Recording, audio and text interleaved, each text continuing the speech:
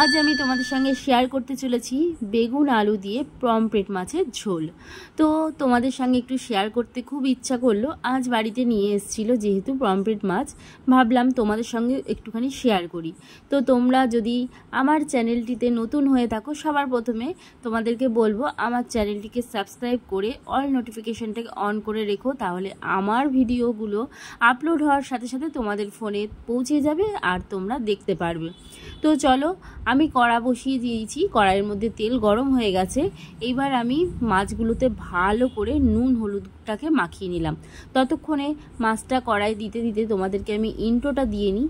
আশা করছি বন্ধুরা তোমরা খুব ভালো আছো, সুস্থ আছো, আর ভগবানের আশীর্বাদ ও তোমাদের ভালোবাসায় আমরাও খুব ভালো আছি।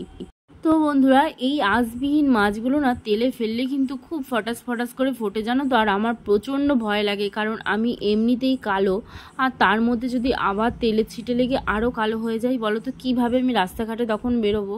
তো যাই হোক বন্ধুরা, তোমাদের সঙ্গে একটু মজা করছিলাম। তো ভয়ে ভয়ে কিন্তু আমার মাছটা ভাজা হয়ে গেছে। এইবার আমি মাছটাকে নাবিয়ে আলু বেগুনটাকেও ভেজে নিচ্ছি।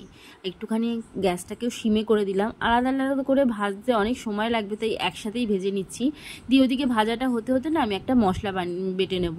তো টমেটো, আদা, কাঁচা লঙ্কা দিয়ে একটা মশলা বেটে নেব, আর পেঁয়াজ কুচোনো রয়েছে, ওটা আমি ফোড়নে দেবো। তো তোমাদেরকে আমি আবার দেখাচ্ছি, আমি মশলাটা বেটে নিই, তারপর তোমাদেরকে আবার দেখাচ্ছি। তো যাই হোক, আমি আরেকবার একটুখানি আলু বেগুনটাকে নাড়িয়ে দিলাম, কারণ না হলে পোড়া লেগে যাবে। তো আমার দেখো আলু বেগুনটা কিন্তু ভাজা হয়ে গেছে, আর আমি ততক্ষণ তোমাদেরকে আমি আর ভিডিও করতে পারিনি। তো তেলের মধ্যে একটু কালো জিরে ফোড়ন দিয়েছিলাম, আর পেঁয়াজটা ভালো করে ভেজে নিয়ে বাটা মশলাটা এর মধ্যে দিয়ে দিয়েছি। আর এর মধ্যে একটুখানি জিরের গুঁড়োও দিয়েছি, সামান্য একটু লঙ্কার গুঁড়ো, আর সামান্য একটু মিষ্টিও দিয়েছি।